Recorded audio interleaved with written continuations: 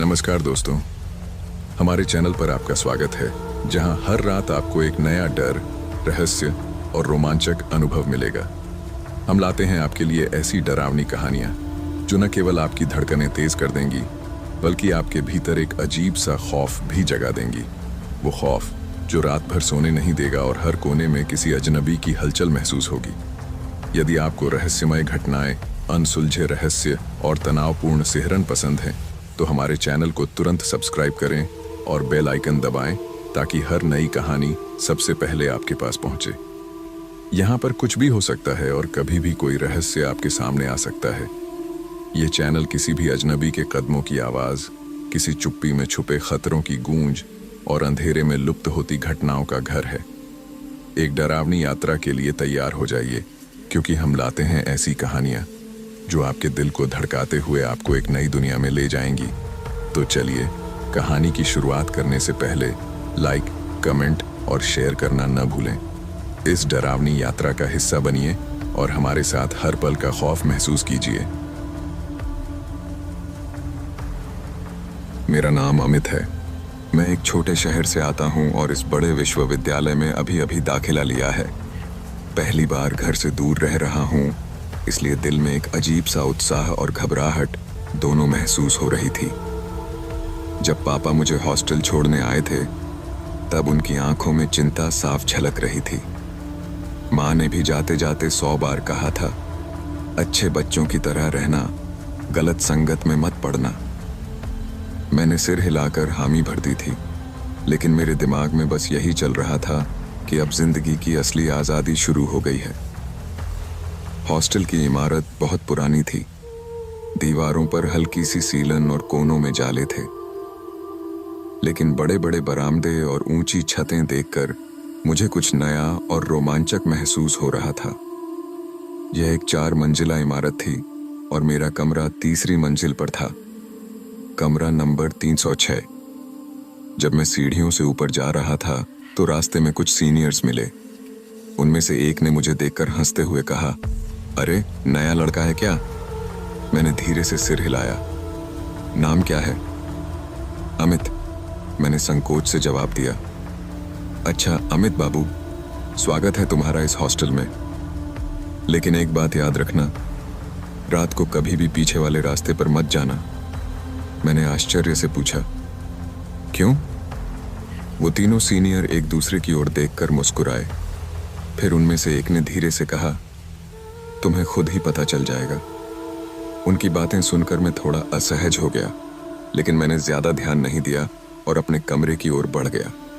जब दरवाजा खोला तो देखा कि 2 लड़के पहले से ही वहां मौजूद थे। अरे भाई, नया रूममेट आ गया, उनमें से एक ने उत्साह से कहा। हाय, मैं रवि, उसने हाथ बढ़ाते हुए कहा। और मैं सुशांत, दूसरे लड़के ने भी मुस्कुराते हुए कहा। मैंने भी हाथ मिलाया और अपना बैग बिस्तर पर रख दिया। जल्दी ही हम तीनों की अच्छी दोस्ती हो गई। रवि बहुत बातूनी था, जबकि सुशांत थोड़ा गंभीर स्वभाव का था, लेकिन दोनों अच्छे लड़के थे। रात के करीब 10 बजे जब हमने खाना खा लिया और बिस्तर पर बैठे बातें कर रहे थे, तब अचानक कमरे की लाइट हल्की हल्की झपकने लगी। ऐसा लगा जैसे बिजली का कनेक्शन कमजोर हो। रवि ने मजाक में कहा, देखो, हॉस्टल के भूत का स्वागत हो रहा है। मैंने हंसकर पूछा, कौन भूत? रवि और सुशांत ने एक दूसरे की ओर देखा। फिर रवि ने कहा, अच्छा, तुम्हें अभी तक किसी ने बताया नहीं? क्या बताया नहीं? रवि ने कमरे की लाइट बंद कर दी और मोबाइल की टॉर्च जलाकर अपने चेहरे के नीचे रख ली, जिससे उसका चेहरा डरावना लगने लगा। यहाँ एक लड़की का भूत रहता है, उसने धीमी आवाज में कहा। मैं हंस पड़ा। अच्छा, सच में? हंस मत अमित, यह मजाक नहीं है, सुशांत ने गंभीर स्वर में कहा। अब मुझे थोड़ी दिलचस्पी होने लगी। कौन थी वो लड़की? नाम था निधि, रवि ने कहना शुरू किया। कई साल पहले वो इसी हॉस्टल में रहती थी, लेकिन किसी कारणवश उसने हॉस्टल के पीछे वाले कुएं में कूदकर जान दे दी। फिर? मैंने पूछा। कहते हैं कि वो अभी यहां भटक रही है। मैंने सिर हिलाया। अरे, ये सब मनगढ़ंत कहानियां हैं।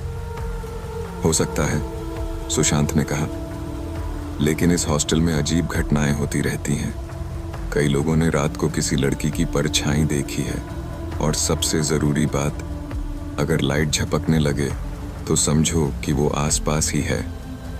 इतना कहते ही लाइट फिर से झपकी और इस बार पंखा भी अचानक रुक गया।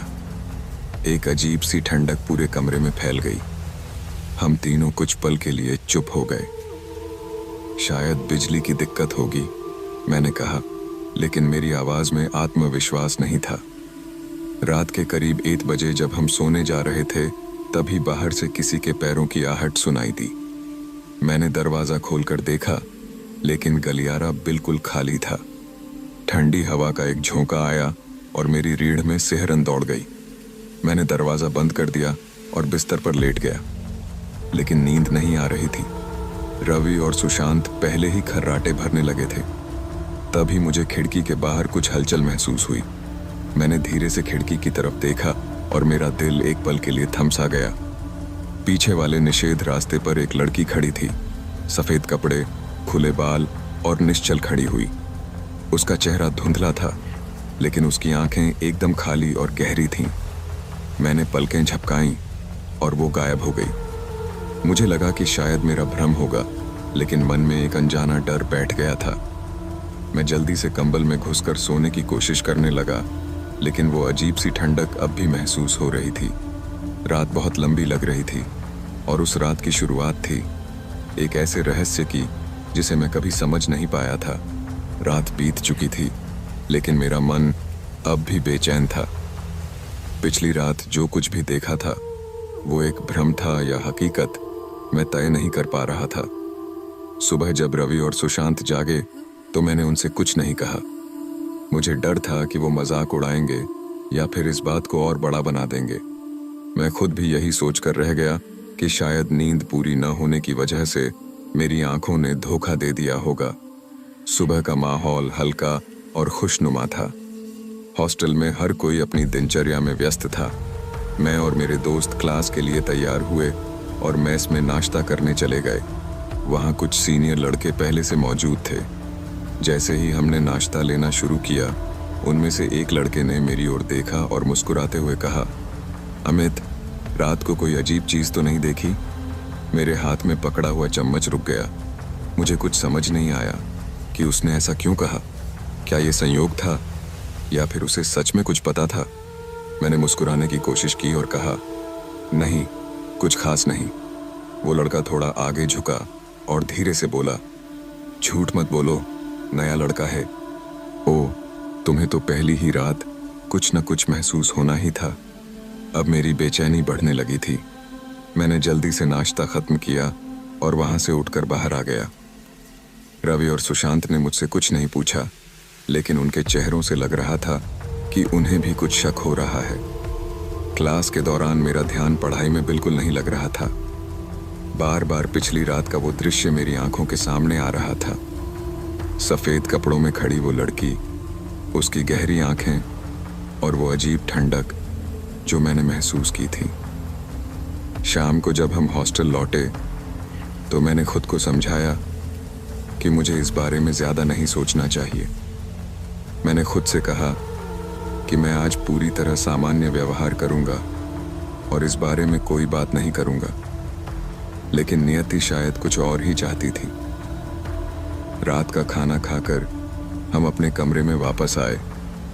रवि और सुशांत अपने अपने बिस्तर पर लेटकर फोन चला रहे थे। तभी अचानक बाहर गलियारे से किसी के भागने की आवाज आई। रवि ने चौंक कर दरवाजे की ओर देखा। कौन भाग रहा है इतनी रात को? सुशांत ने लापरवाही से कहा, कोई सीनियर होगा, नया लड़का डराकर भागा होगा। लेकिन मैं उठकर दरवाजे तक चला गया और झांक कर बाहर देखा। गलियारा लगभग खाली था, बस दूर एक मोड़ पर हल्की सी हलचल दिखी।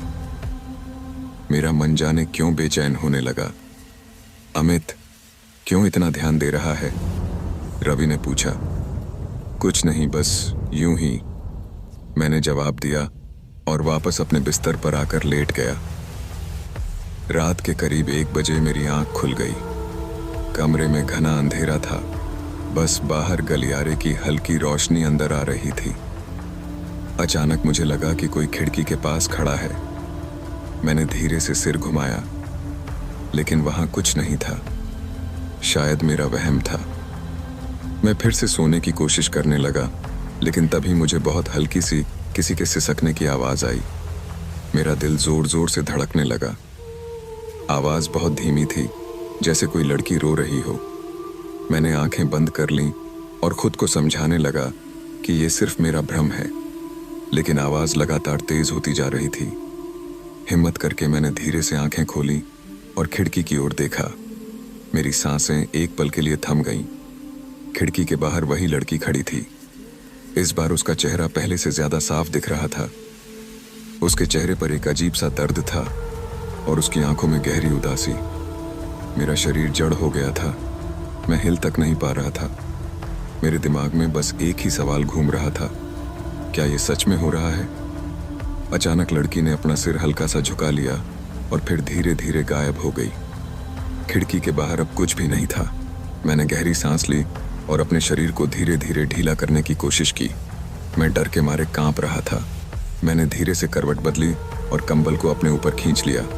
सुबह जब मेरी आंख खुली तो सूरज की रोशनी कमरे में आ चुकी थी। वे और सुशांत अब भी सो रहे थे।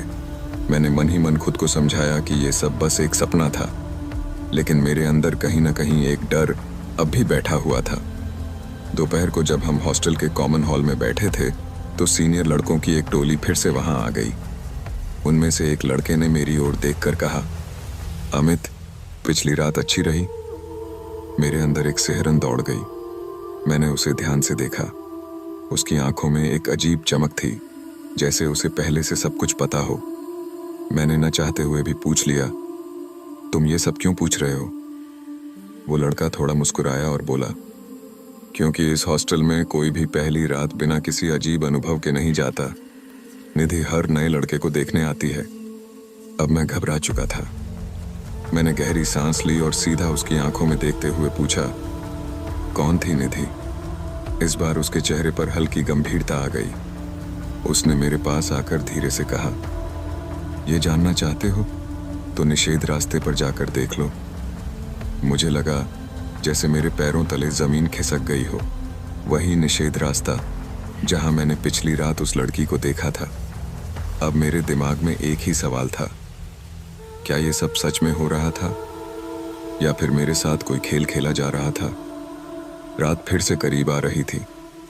इस बार मैं सोने से पहले तय कर चुका था कि अगर फिर से कुछ अजीब हुआ तो मैं सच्चाई जानने की कोशिश करूंगा। लेकिन मैं नहीं जानता था कि जो सच मैं जानने जा रहा था वो मेरे जीवन का सबसे बड़ा डर बनने वाला था। रात धीरे धीरे घिरने लगी थी और हॉस्टल के गलियारे पहले से कहीं ज्यादा सुनसान लग रहे थे। मैं अपने कमरे में बैठा था, लेकिन मेरा मन किसी अजीब बेचैनी से घिरा हुआ था। निधि कौन थी? वो निषेध रास्ता क्यों डरावना माना जाता था? और सबसे बड़ी बात, जो मैंने देखा था वो हकीकत थी या बस मेरी कल्पना? रवि और सुशांत हमेशा की तरह अपने फोन में व्यस्त थे, लेकिन आज मुझे उनकी बातें भी सुनाई नहीं दे रही थीं। मेरा ध्यान बस खिड़की की ओर था, जहां से पिछली रात वो लड़की दिखी थी। बाहर ठंडी हवा चल रही थी और पेड़ की शाखाएं एक अजीब सा स्वर पैदा कर रही थीं। मैंने आखिरकार खुद को समझाने की कोशिश की कि मुझे इन सब बातों में नहीं उलझना चाहिए, लेकिन मन में उठते सवाल मुझे चैन से बैठने नहीं दे रहे थे। मैं उठा और कमरे से बाहर निकल गया। गलियारे में हल्की रोशनी थी, लेकिन चारों ओर सन्नाटा पसरा हुआ था। मेरे कदम खुद ब खुद निषेध रास्ते की ओर बढ़ने लगे। हॉस्टल का यह हिस्सा सुनसान था और यहाँ आने की मनाही थी, लेकिन अब मेरा डर मेरी जिज्ञासा से कमजोर पड़ रहा था। जैसे ही मैंने वहां कदम रखा, हवा का झोंका अचानक और तेज हो गया।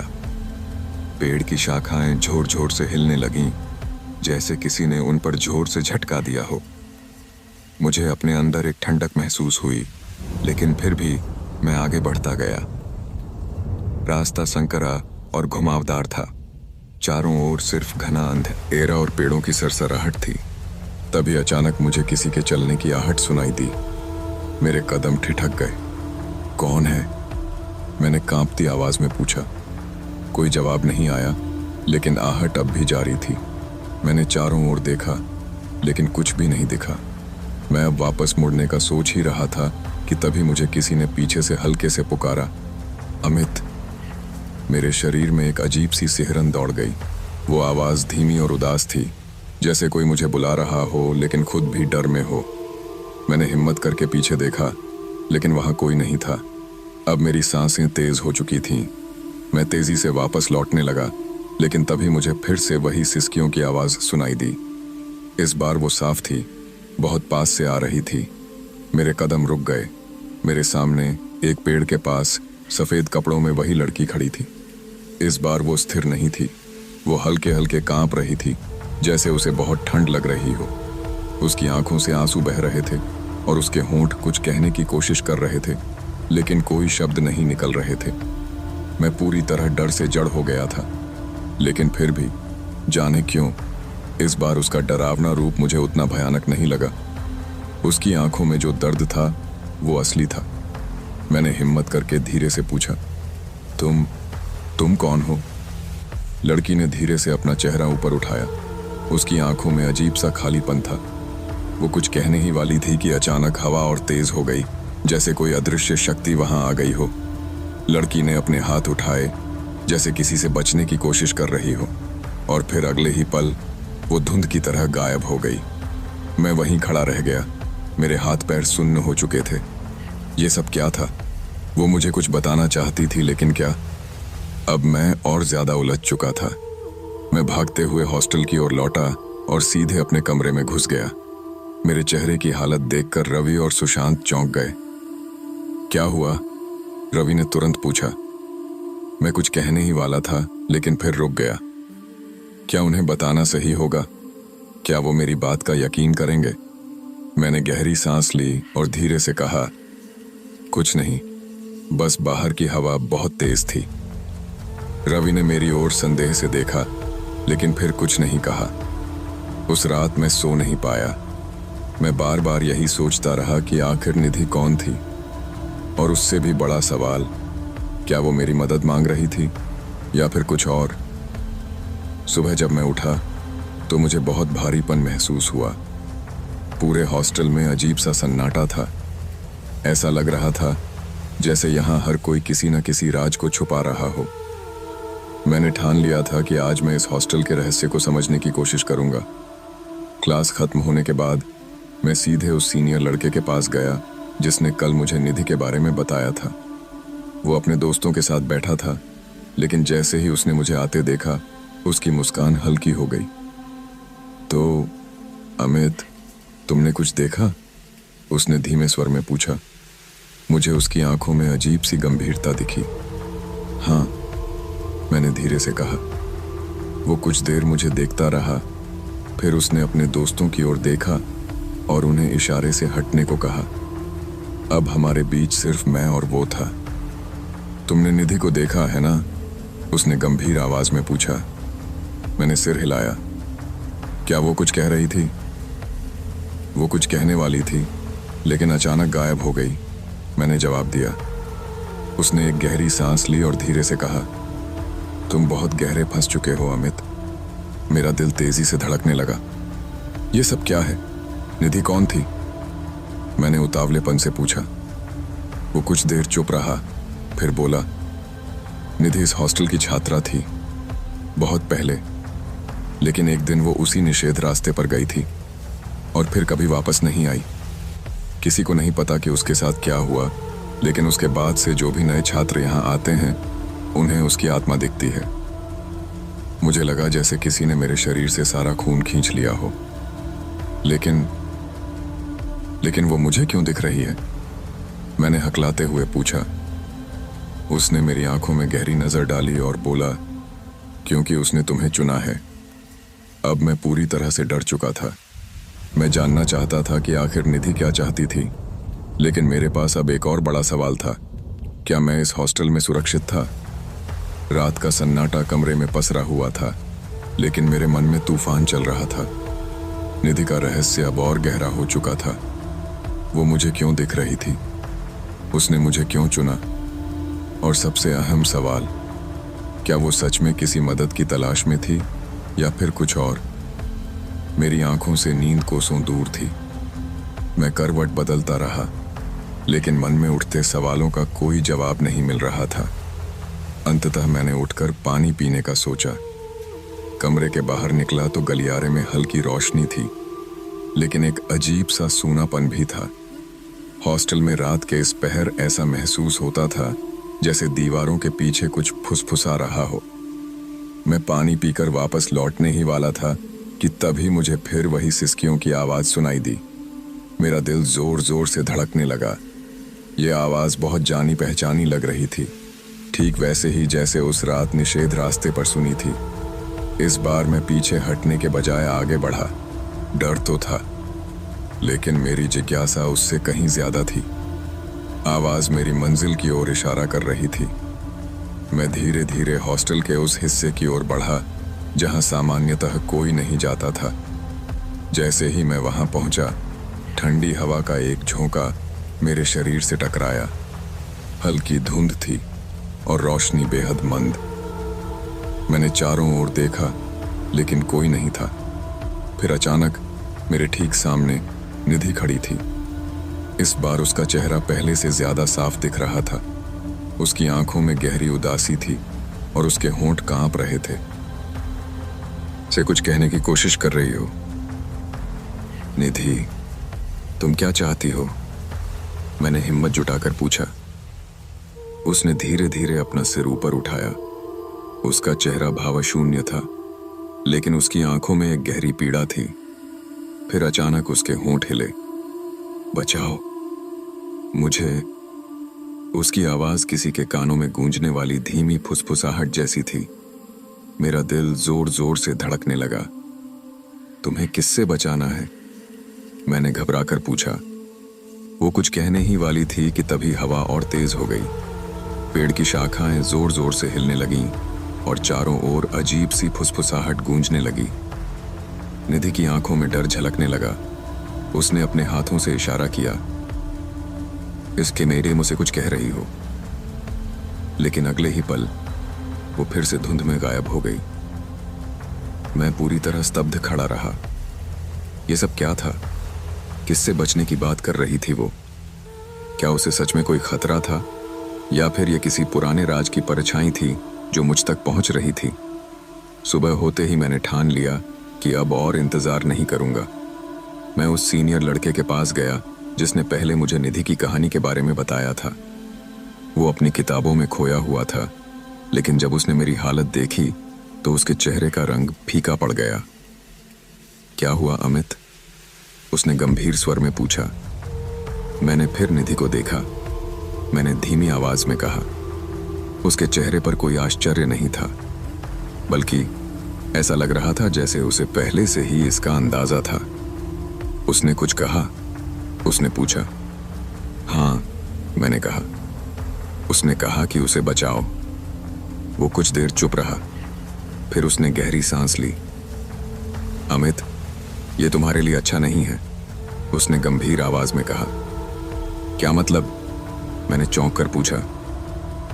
निधि की आत्मा से जितना ज्यादा जुड़ोगे, उतना ही ज्यादा वो तुम्हें अपने रहस्य में उलझा देगी, उसने कहा। तुम समझ नहीं रहे कि ये सब कितना खतरनाक हो सकता है, लेकिन मैं पीछे नहीं हट सकता, मैंने दृढ़ता से कहा। अब मैं सच जानना चाहता हूं। उसने मुझे कुछ देर घूरा, फिर आखिरकार उसने धीरे से सिर हिलाया। ठीक है, उसने कहा। अगर तुम सच में ये सब जानना चाहते हो तो तुम्हें हॉस्टल की पुरानी फाइलें देखनी होंगी। वहां शायद कुछ ऐसा मिल जाए जिससे निधि की कहानी पूरी तरह समझ में आए। मेरा मन अब और बेचैन हो गया था। हॉस्टल की पुरानी फाइलें? क्या उनमें सचमुच कुछ ऐसा था जो निधि की मौत से जुड़ा था? रात होते ही मैं हॉस्टल की पुरानी लाइब्रेरी की ओर गया। यह जगह बहुत कम लोगों को पता थी, क्योंकि यहाँ बहुत पुरानी किताबें और दस्तावेज रखे जाते थे। मैं धीरे धीरे अंदर गया। वहाँ हल्की पीली रोशनी थी और धूल की गंध हर तरफ फैली हुई थी। मैंने एक एक करके पुराने रिकॉर्ड खंगालने शुरू किए। कुछ देर तक तो कुछ खास नहीं मिला, लेकिन फिर एक फाइल मेरे हाथ लगी। उस पर लिखा था, निधि वर्मा, लापता छात्रा। मेरा दिल जोर से धड़क उठा। मैंने जल्दी से फाइल खोली। उसमें निधि की तस्वीर थी, वही चेहरा जो मैंने देखा था, वही उदास आंखें। लेकिन जैसे ही मैंने आगे पढ़ा, मेरे रोंगटे खड़े हो गए। निधि वर्मा, उम्र 19 साल, इस हॉस्टल की छात्रा थी। आखिरी बार उसे हॉस्टल के निषेध रास्ते की ओर जाते हुए देखा गया था, लेकिन इसके बाद वो अचानक गायब हो गई। पुलिस को उसके शरीर का कोई सुराग नहीं मिला। हॉस्टल प्रशासन ने इस मामले को दबाने की कोशिश की, लेकिन कुछ छात्रों का कहना था कि उन्होंने उसे आखिरी बार किसी से बहस करते हुए देखा था।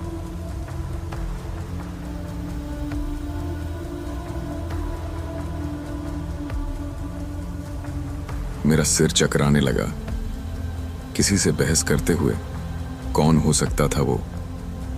क्या निधि की गुमशुदगी कोई हादसा नहीं, बल्कि कोई साजिश थी? तभी मुझे फाइल के अंदर एक पुराना, आधा जला हुआ पन्ना मिला। उस पर कांपते हुए अक्षरों में लिखा था, अगर कोई ये पढ़ रहा है तो कृपया मेरी मदद करो। मुझे खतरा है, कोई मेरी तलाश कर रहा है। मैं। इसके बाद के शब्द जल चुके थे।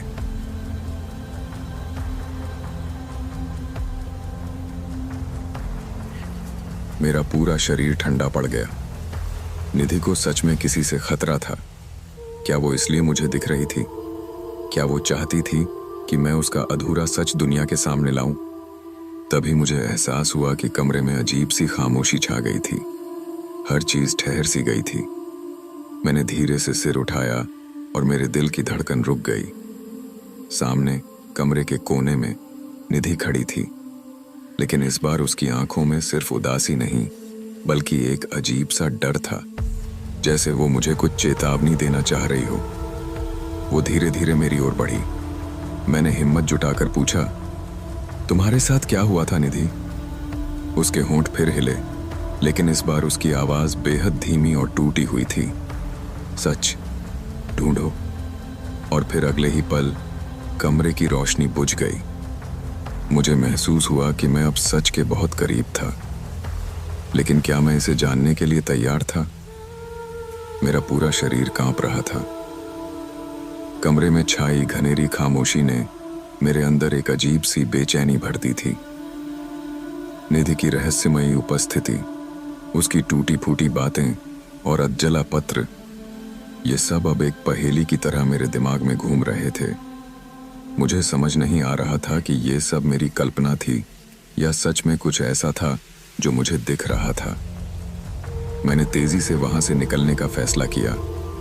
जैसे ही मैं दरवाजे की ओर बढ़ा, मेरे पैरों के नीचे कोई चीज चरमराई। मैंने नीचे झुककर देखा। वो एक पुराना पीला पड़ा कागज था। मैंने उसे उठाया और रोशनी में देखा। उस पर धुंधले अक्षरों में कुछ लिखा था, लेकिन बहुत मुश्किल से पढ़ा जा सकता था। मैंने ध्यान से देखा। उसमें लिखा था, सावधान, जो सच जानने की कोशिश करेगा वो खुद इस साए में समा जाएगा। मेरा दिल जोर जोर से धड़कने लगा। ये चेतावनी थी? अगर हाँ तो किसकी? निधि की या फिर किसी और की? मैंने कागज को जल्दी से जेब में रखा और लाइब्रेरी से बाहर निकल आया। रात का समय था और हॉस्टल के गलियारे में सन्नाटा पसरा हुआ था।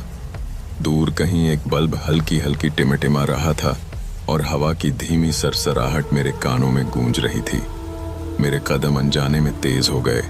मैं जितनी जल्दी हो सके अपने कमरे में पहुंचना चाहता था। जैसे ही मैंने अपने कमरे का दरवाजा खोला, अंदर घुप अंधेरा था। मैंने लाइट ऑन की और एक पल के लिए मेरी सांसें थम गईं। मेरा बिस्तर अस्त व्यस्त था। किताबें फर्श पर बिखरी हुई थीं और खिड़की का पर्दा हवा में लहरा रहा था, जैसे अभी अभी किसी ने वहां से हटाया हो। मेरी नजर दीवार पर गई। वहां कोयले या किसी गहरे रंग से कुछ लिखा हुआ था, समय खत्म हो रहा है।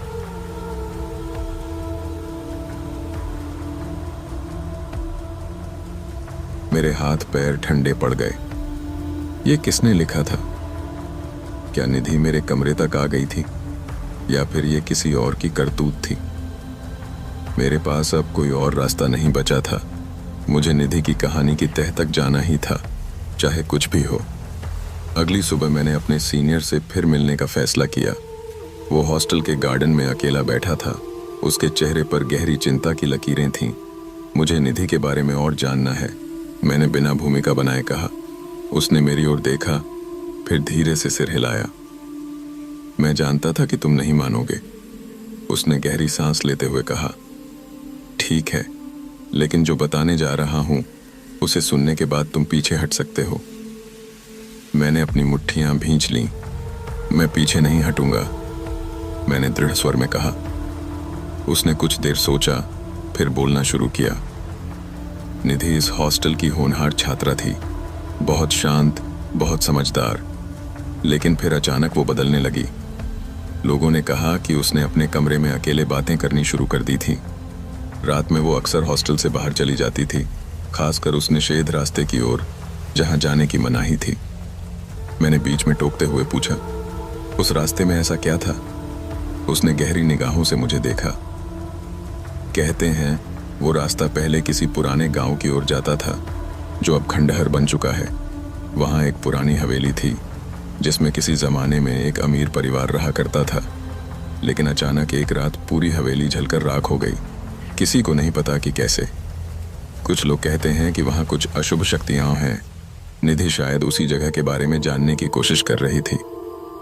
मैंने उसकी बातों को ध्यान से सुना। निधि अकेले वहां क्यों जाती थी? क्या उसने वहां कुछ देखा था? फिर मैंने धीरे से पूछा। फिर एक रात वो अचानक गायब हो गई, उसने ठंडे स्वर में कहा। किसी ने उसे आखिरी बार उसी निषेध रास्ते की ओर जाते हुए देखा था। उसके बाद न तो वो लौटी, न ही उसका कोई सुराग मिला। पुलिस ने खोजबीन की, लेकिन कोई ठोस सबूत नहीं मिला। हॉस्टल प्रशासन ने इस मामले को दबाने की पूरी कोशिश की, ताकि बदनामी न हो। लेकिन कुछ लोगों का कहना था कि उन्होंने उसे कई बार हॉस्टल में देखा। उसकी परछाई, उसकी चीखें, उसकी सिसकियां। मेरे शरीर में सिहरन दौड़ गई। तुमने उसे खुद देखा है? मैंने उससे पूछा। उसने धीरे से सिर हिलाया। मैंने सिर्फ महसूस किया है, पर हाँ, कुछ लोगों ने दावा किया है कि उन्होंने निधि को देखा है। और अब शायद वो तुम्हें दिखने लगी है। इसका मतलब है कि वो कुछ चाहती है, शायद न्याय, या शायद क्या? मैंने घबराकर पूछा। शायद तुम्हें अपने साथ ले जाना, उसने धीरे से कहा। मुझे लगा जैसे मेरे पैरों के नीचे से जमीन खिसक गई हो। अगर तुम्हें सच में निधि के बारे में जानना है, उसने कहा, तो तुम्हें खुद उस निषेध रास्ते पर जाना होगा। लेकिन याद रखना, वहां जाने के बाद वापस लौटना आसान नहीं होगा। मेरे अंदर डर और उत्सुकता दोनों थी, लेकिन अब रुकना मुमकिन नहीं था। रात होते ही मैं हॉस्टल से चुपचाप बाहर निकला। मेरे हाथ में एक टॉर्च थी और जेब में वो कागज का टुकड़ा जो मुझे लाइब्रेरी में मिला था। मैं धीरे धीरे उस निषेध रास्ते की ओर बढ़ने लगा। रास्ता बेहद सुनसान था। दोनों तरफ ऊंचे ऊंचे पेड़ थे जो अंधेरे में और भी डरावने लग रहे थे। चारों ओर बस झींगुरों की आवाज और पत्तों की सरसराहट थी। कुछ ही देर में मुझे महसूस हुआ कि मैं अकेला नहीं हूँ। पीछे से किसी के चलने की हल्की हल्की आहट आ रही थी। मैंने पलट कर देखा, लेकिन वहां कोई नहीं था। मेरा दिल जोर जोर से धड़कने लगा। मैंने अपनी टॉर्च जलाकर आगे का रास्ता देखा। धुंधलके में दूर एक टूटा फूटा गेट दिख रहा था। शायद वही हवेली का रास्ता था जिसके बारे में मेरे सीनियर ने बताया था। मैं जैसे ही गेट के पास पहुंचा, अचानक हवा में एक ठंडी सनसनी दौड़ गई। मुझे ऐसा लगा जैसे किसी ने मेरे कान के पास फुसफुसाकर कुछ कहा हो। मत जाओ। मैंने तेजी से इधर उधर देखा, लेकिन वहां कोई नहीं था। लेकिन अब मैं पीछे नहीं हट सकता था। मैं आगे बढ़ा और गेट के भीतर कदम रखा। जैसे ही मैंने अंदर कदम रखा, सब कुछ अचानक बदल गया। हवाओं की गूंज तेज हो गई और मुझे ऐसा महसूस हुआ जैसे कोई मुझे देख रहा हो। मैंने चारों ओर नजर दौड़ाई और तभी हवेली के खंडहर में एक धुंधली परछाई खड़ी थी। वो धीरे धीरे मेरी ओर बढ़ रही थी और अगले ही पल मेरी टॉर्च की रोशनी बुझ गई। अंधेरे में सिर्फ एक धीमी, करुणामयी आवाज गूंज रही थी, अमित। मेरे रोंगटे खड़े हो गए। निधि मुझे नाम से बुला रही थी, लेकिन सवाल ये था, क्या वो मुझे सच बताने आई थी या मुझे अपने साथ ले जाने। मैंने टॉर्च को जोर जोर से हिलाया, लेकिन उसकी रोशनी नहीं जली। चारों ओर घुप अंधेरा था और मेरे कानों में सिर्फ तेज चलती हवा की सरसराहट गूंज रही थी। लेकिन सबसे डरावनी बात थी वह आवाज जो अंधेरे में गूंज रही थी, जैसे कोई मुझे पुकार रहा हो। अमित। मेरी रीढ़ में ठंडक दौड़ गई। ये निधि की आवाज थी। मैंने गहरी सांस ली और खुद को संभालने की कोशिश की। शायद ये मेरा भ्रम था, शायद हवाओं की आवाज ने मेरे दिमाग के साथ खेल खेला था, लेकिन कहीं ना कहीं मेरे अंदर का एक हिस्सा मानने को तैयार नहीं था कि ये सिर्फ मेरा भ्रम था। हवेली के खंडहर अब पूरी तरह मेरे सामने थे। टूटी फूटी दीवारें, काई से भरी ईंटें और जंग लगे लोहे के गेट को देखकर ऐसा लग रहा था कि यह जगह सदियों से वीरान पड़ी थी। मैं धीरे धीरे आगे बढ़ा। हर कदम के साथ मेरा दिल तेजी से धड़कने लगा। मेरे पैर किसी अजनबी डर से भारी हो गए थे, लेकिन जिज्ञासा मुझसे आगे बढ़ने के लिए कह रही थी। हवेली का मुख्य दरवाजा आधा टूटा हुआ था। मैं हिम्मत करके अंदर घुसा। अंदर का माहौल ठंडा और अजीब सा था। घने अंधेरे में सिर्फ मेरी सांसों की आवाज सुनाई दे रही थी। मैंने मोबाइल की फ्लैशलाइट ऑन की और चारों ओर देखा। कमरा पूरी तरह बर्बाद हो चुका था। लकड़ी के फर्श की कई पट्टियां टूटी हुई थीं। दीवारों पर धूल और झाले लगे थे और कोनों में पुराने सड़े गले फर्नीचर पड़े थे।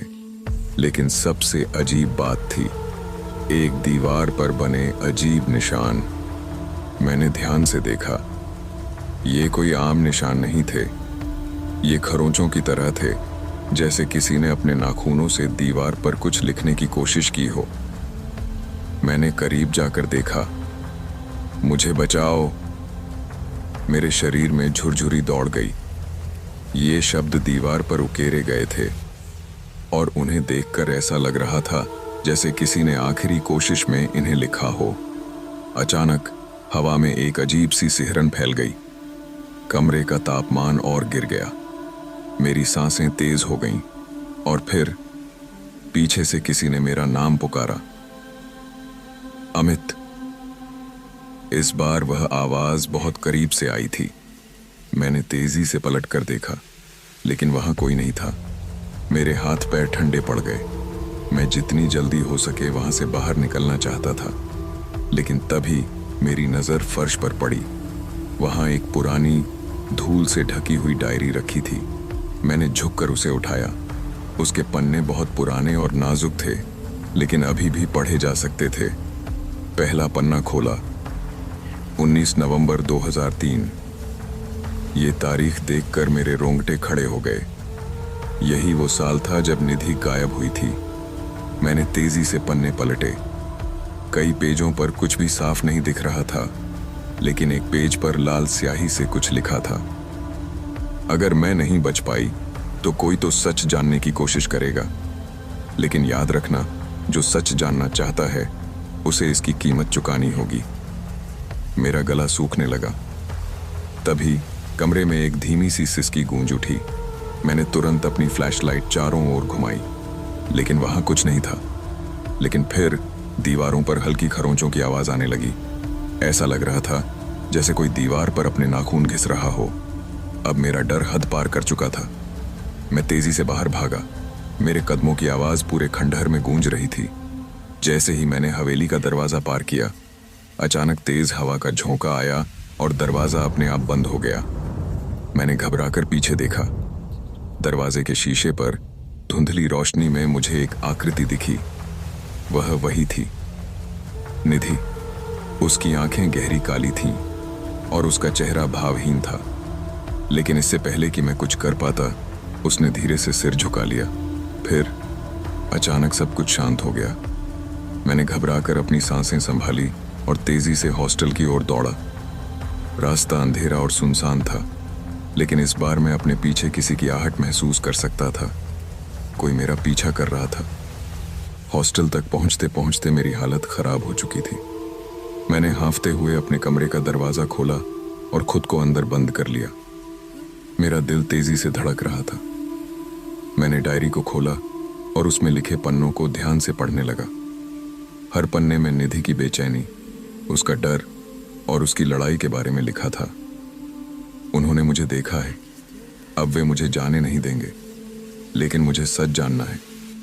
मुझे यह जानना ही होगा कि उस रात हवेली में क्या हुआ था। फिर एक पेज के कोने पर कुछ और लिखा था, अगर कोई ये डायरी पढ़ रहा है तो प्लीज निषेध रास्ते से मत जाओ, वे अब भी वहां हैं। मेरा दिमाग सुन्न हो गया। तो क्या निधि को सच में वहां किसी ने रोका था? क्या वो हवेली में कुछ ऐसा जान गई थी जो उसे नहीं जानना चाहिए था? लेकिन सबसे बड़ा सवाल, वे कौन थे? क्या सच में कोई अज्ञात शक्ति थी जो इस रहस्य को छुपाना चाहती थी, या फिर ये सब सिर्फ एक मानसिक भ्रम था? मैंने डायरी को बंद किया और गहरी सांस ली। अब मैं जान चुका था कि यह सिर्फ एक भूतिया कहानी नहीं थी। कुछ न कुछ ऐसा जरूर था जो सच में हुआ था, और निधि शायद मुझे सच तक ले जाना चाह रही थी। लेकिन अगर मैं आगे बढ़ा तो क्या मैं भी उसकी तरह गायब हो जाऊंगा? मेरे मन में हजारों सवाल उमड़ रहे थे, लेकिन अब मैं पीछे नहीं हट सकता था। मैंने तय कर लिया था, अब मुझे निधि की कहानी को पूरा करना ही होगा, चाहे कुछ भी हो। मुझे एक अजीब सी बेचैनी महसूस हो रही थी।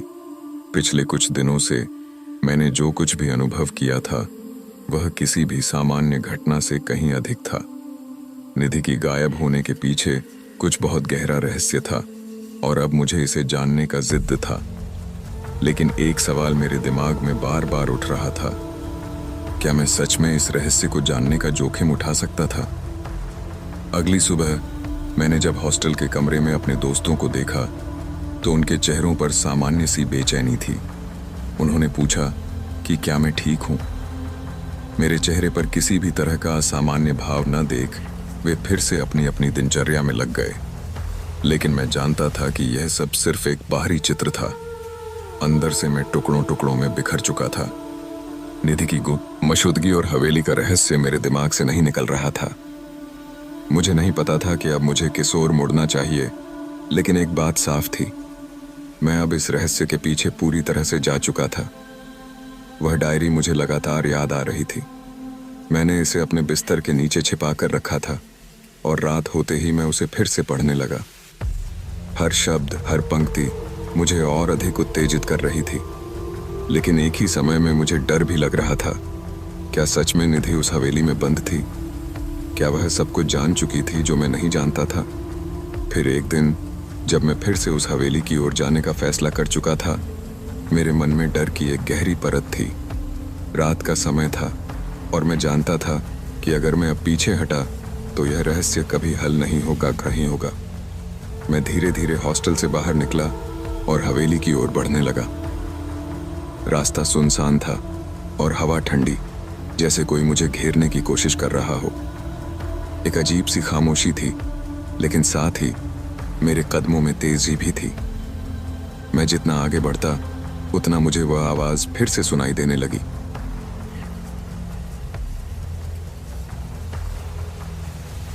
अमित। यह वही आवाज थी जो मैंने पिछली बार हवेली में सुनी थी, लेकिन अब वह आवाज कहीं ज्यादा नजदीक आ रही थी, जैसे कोई छिपा हुआ अस्तित्व मेरे पास आ रहा हो। यह सब बेहद डरावना था, फिर भी मैं खुद को रोक नहीं पा रहा था। हवेली अब मेरे सामने थी। उसके खंडहर के आकार और दीवारों की दरारें मुझे जैसे किसी भूतिया दुनिया में खींच ले जा रही थीं। मैंने एक गहरी सांस ली और हवेली में कदम रखा। अंदर का माहौल और भी डरावना था। चारों ओर धूल, पुरानी लकड़ी की खड़खड़ाहट और टूटी दीवारों की आवाजें। मुझे ऐसा लगा जैसे हवेली के हर कोने में कोई छिपा हुआ था जो मुझे देख रहा था। फिर मुझे कुछ याद आया, वह डायरी जिसमें लिखा था, अगर कोई इस रहस्य को जानने की कोशिश करेगा तो वह कभी नहीं लौटेगा। क्या यह सच था? क्या मैं इस खतरनाक रास्ते पर चलने वाला था? मैंने कदम बढ़ाया और अंदर की ओर बढ़ते हुए मैंने महसूस किया कि कमरे में कुछ बदल चुका था। हर जगह से एक भारी सिहरन आ रही थी। हवा में घनी गंध थी, रुकी हुई, मानो कई सालों से यहां किसी का गुजरना नहीं हुआ हो। फिर मुझे अचानक कुछ दिखाई दिया। कमरे के कोने में एक पुरानी सी किताब रखी थी। मैंने उसे उठाया, लेकिन जब मैंने उसकी कवर पर हाथ रखा तो वह पूरी तरह से टूट कर गिर पड़ी। किताब के अंदर कुछ पन्ने थे जो पुराने और सड़े हुए थे, लेकिन उनमें कुछ लिखा हुआ था। मैंने उन पन्नों को उलटते हुए पढ़ना शुरू किया। यह वह जगह है जहां सब कुछ खत्म होता है। कोई भी यहां से नहीं निकल सकता। अगर तुमने यह किताब पढ़ी है तो तुम भी अब उस सफर का हिस्सा हो जिसे कोई वापस नहीं देख सकता। मैंने किताब को नीचे रखा और एक बार फिर से अपने कदमों को बढ़ाया। अंधेरे में छुपी यह भयावहता मुझे खींच रही थी, लेकिन जैसे जैसे मैं आगे बढ़ रहा था मुझे महसूस हो रहा था कि मैं इस रहस्य से और भी गहरे जुड़ रहा था। फिर अचानक कमरे के एक कोने से मैंने देखा कि दीवार पर कुछ खरोंचे हुए थे।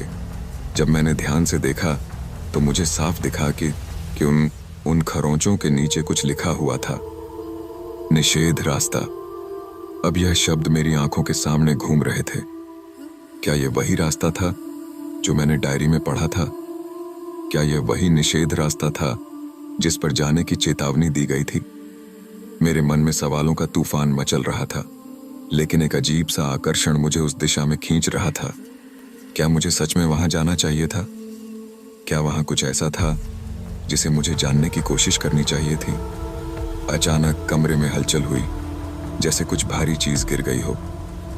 मैं झिझकते हुए उस आवाज की ओर मुड़ा और फिर वह दृश्य मेरे सामने था। मुझे यह नहीं समझ आ रहा था कि यह सपना था या वास्तविकता। सामने दीवार पर एक अदृश्य सिलहूट उभर रहा था, जैसे कोई छाया आकार ले रही हो। और फिर एक आवाज आई, तुमने आकर अच्छा नहीं किया अमित, अब तुम नहीं बच पाओगे। यह आवाज वही थी जो मैंने निधि से सुनी थी।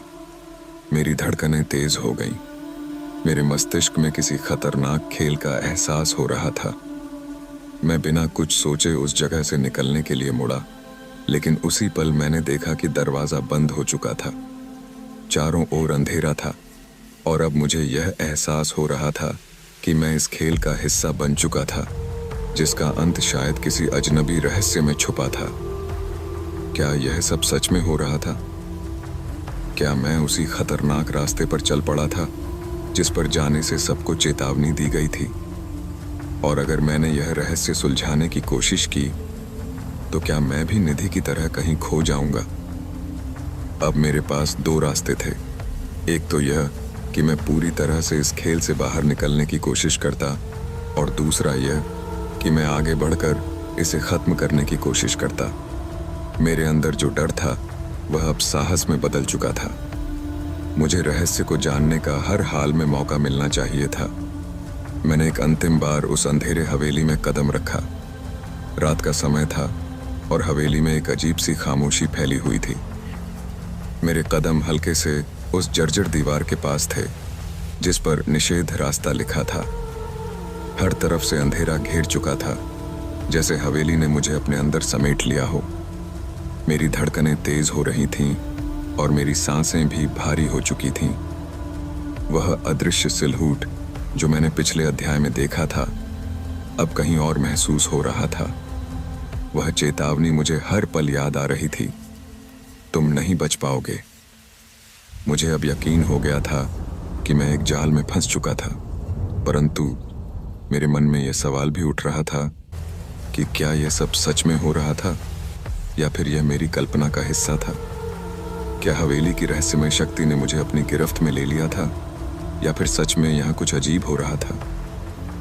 मुझे यह समझ नहीं आ रहा था कि मुझे क्या करना चाहिए।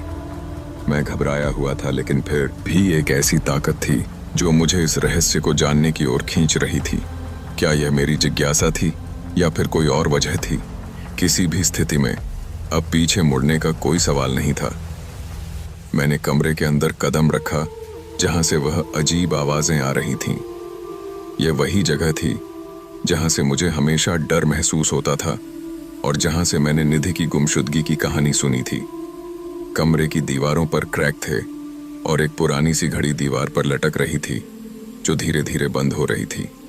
जैसे ही मैंने उसकी ओर देखा, घड़ी की सुइयां एक अजीब दिशा में घूमने लगीं और तभी एक झोर की आवाज आई। मैं चौंका और फिर तेजी से कमरे में घुसा। कमरे के अंदर का माहौल और भी घना हो चुका था। मैं धीरे धीरे उस स्थान के करीब पहुंचा जहां से आवाजें आ रही थीं।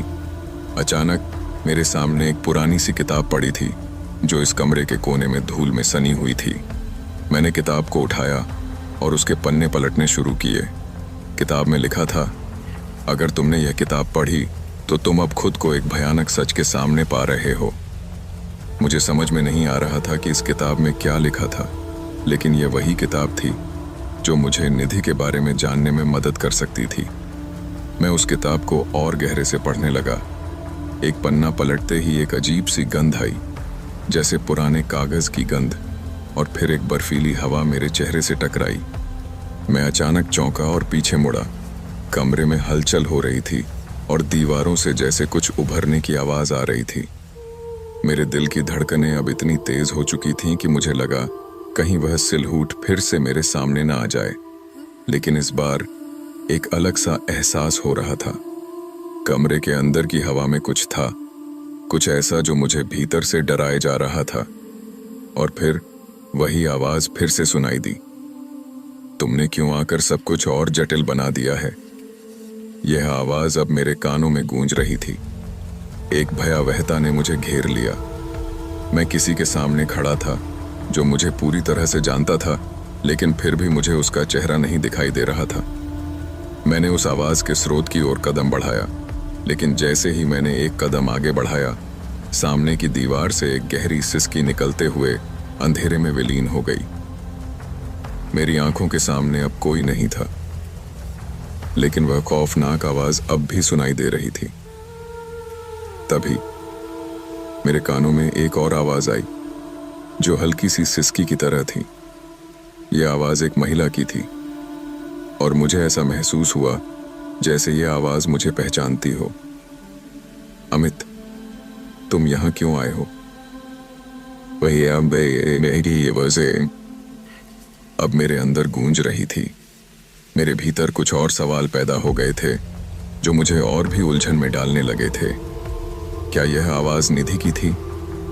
क्या वह सच में यहाँ थी, या फिर यह हवेली की शक्तियां मुझे भ्रमित कर रही थीं? मेरे अंदर जिज्ञासा और डर का मिश्रण हो गया था। इस जगह में मुझे अब पूरी तरह से उलझन महसूस हो रही थी। अचानक कमरे में कुछ गिरने की आवाज आई और फिर से वह खौफनाक सर्द हवा बहने लगी। यह हवा अब मेरे शरीर से टकरा रही थी, जैसे किसी अप्राकृतिक शक्ति ने मुझे घेर लिया हो। मैं पलटकर कमरे से बाहर भागने की कोशिश कर रहा था, लेकिन दरवाजे की ओर बढ़ते हुए मैंने देखा कि दरवाजा फिर से बंद हो चुका था। कमरे में घना अंधेरा था और अब मुझे यह समझ में आ रहा था कि यहाँ से बाहर निकलने का कोई रास्ता नहीं था। लेकिन फिर मेरे सामने एक और दृश्य उभरा। मुझे लगा जैसे मेरी आंखों के सामने कुछ धुंधला सा दिख रहा था। वह धुंध धीरे धीरे साफ होती गई और एक आकृति उभर कर सामने आई। यह आकृति निधि जैसी लग रही थी, लेकिन कुछ और थी, कुछ भयावह, कुछ अपाराभूत। उसकी आंखें अजीब तरीके से चमक रही थीं और उसकी मुस्कान मुझे डराने वाली थी। वह आकृति धीरे धीरे मेरी ओर बढ़ी और बोली, तुम नहीं जानते कि तुम क्या कर रहे हो। यह रहस्य तुम्हारे लिए नहीं है। यह वह रास्ता है जो हर किसी को तबाह कर देता है। मैं एक पल के लिए हक्का बक्का हो गया। मेरी नजरें अब उस आकृति पर थीं जो अब मुझसे बहुत करीब आ चुकी थी। मुझे अब यकीन हो गया था कि यह कोई सामान्य घटना नहीं थी और मैं जिस रास्ते पर चल पड़ा था वह मुझे अंधेरे और खौफ में डुबोने वाला था। मैंने अपने अंदर एक साहस पैदा किया और बोला, मैं जानना चाहता हूं कि यहाँ क्या हो रहा है। अगर मुझे सच जानने का इतना बड़ा खामियाजा उठाना है तो मैं तैयार हूं। वह आकृति हंसी और बोली, तुम तैयार नहीं हो अमित। तुम नहीं जानते कि तुम्हें क्या झेलना पड़ेगा। तुम्हारा वक्त आ चुका है और अब तुम इस रहस्य का हिस्सा बन चुके हो। मेरे अंदर एक अजीब सी सिहरन दौड़ गई। अब मुझे यह समझ में आ रहा था कि मैं इस खेल का हिस्सा बन चुका था और अब शायद इसके पीछे के रहस्य का खुलासा नहीं हो सकता था। वह अजीब सी आकृति अब मेरे सामने खड़ी थी और उसकी आंखों में कुछ ऐसा था जो मुझे अंदर तक झकझोर रहा था। वह मुस्कुरा रही थी, लेकिन उसकी मुस्कान में एक भयावहता थी, जैसे वह मेरे डर को महसूस कर रही हो और इसे बढ़ाने की योजना बना रही हो। मेरी धड़कनें तेज हो गईं और मैं बुरी तरह से घबराया हुआ था। मैंने उसे खामोशी से घूरते हुए पूछा, तुम कौन हो और ये सब क्या है? वह मुस्कुराई और धीरे धीरे बोली, तुम समझ नहीं रहे हो अमित। तुम उस रास्ते पर चल पड़े हो जिसे कोई नहीं समझ सकता। यह हवेली, ये सब कुछ बहुत पुराना है। तुम्हारा नाम भी यहां पहले से लिखा हुआ था। मैंने हड़बड़ी से कहा, क्या मतलब है तुम्हारा?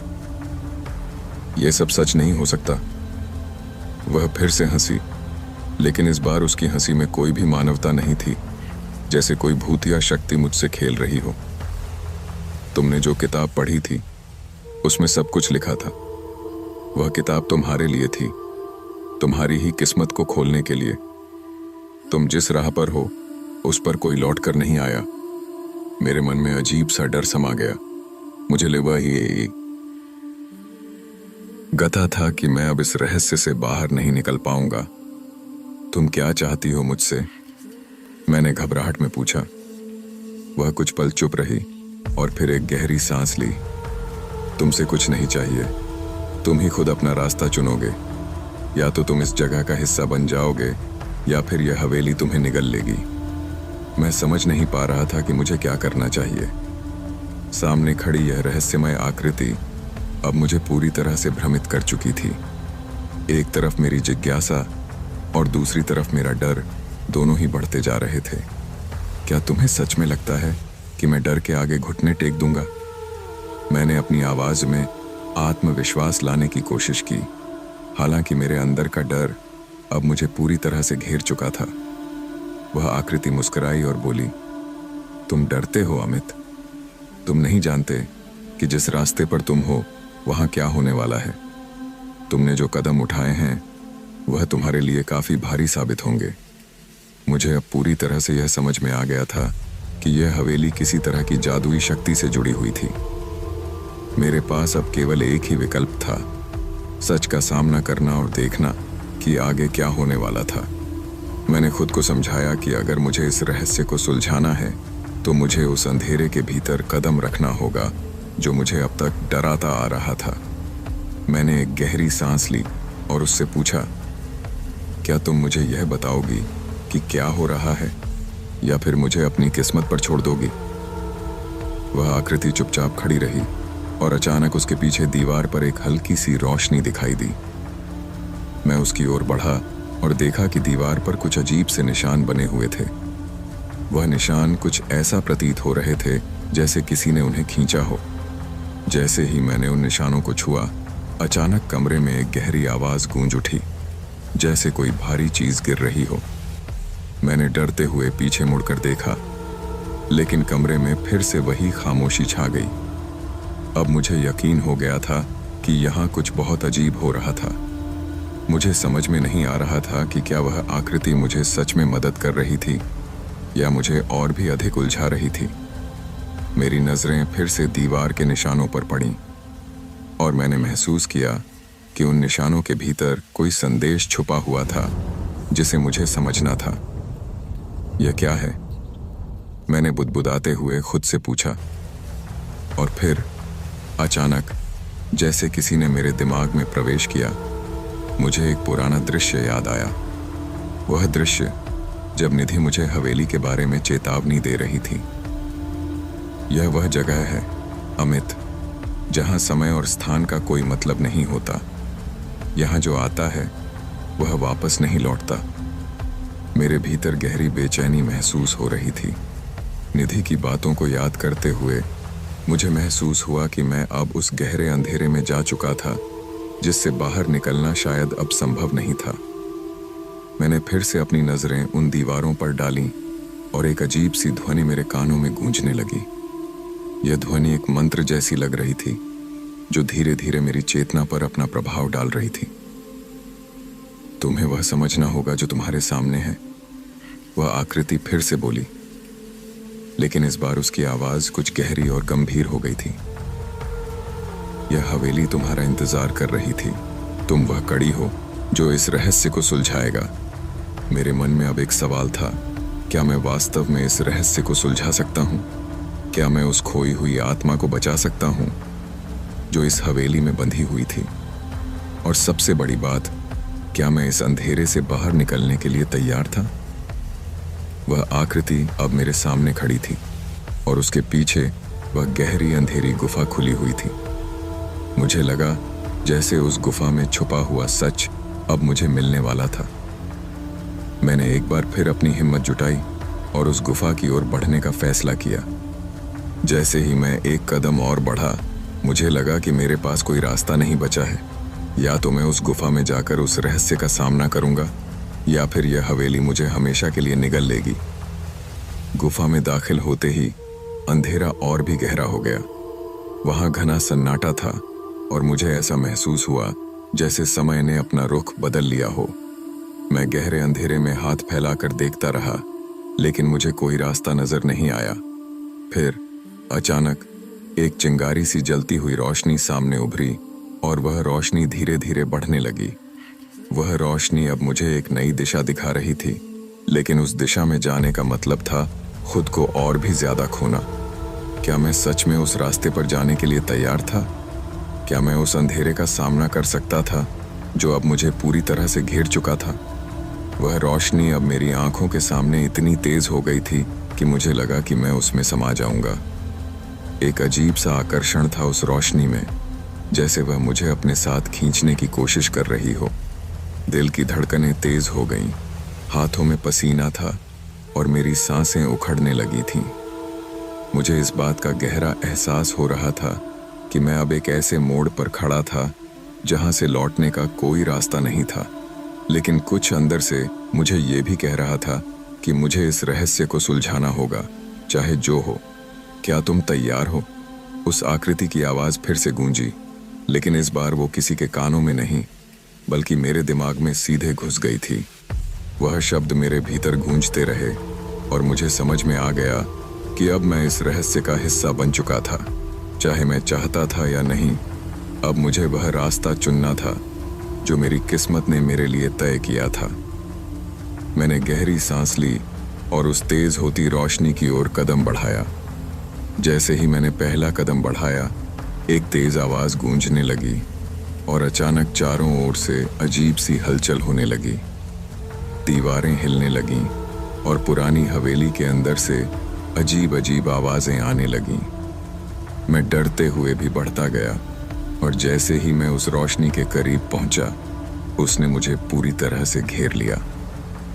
अब मैं पूरी तरह से उस रोशनी में समा चुका था और मुझे लगा कि सब कुछ खत्म हो गया। फिर अचानक एक जटिल आवाज मेरे कानों में आई, तुम्हारा फैसला अब तुम्हारे सामने है अमित। तुम उस खौफनाक रास्ते पर हो जिस पर तुम्हें कोई लौट कर नहीं आएगा। यह आवाज इतनी घनी थी कि मुझे लगा मानो मेरे दिमाग में सैकड़ों आवाजें गूंज रही हों। मैंने धीरे से आंखें खोलीं और सामने जो देखा वह एकदम अलग था। अब मैं उसी हवेली में खड़ा था, लेकिन यह हवेली पूरी तरह से बदली हुई थी।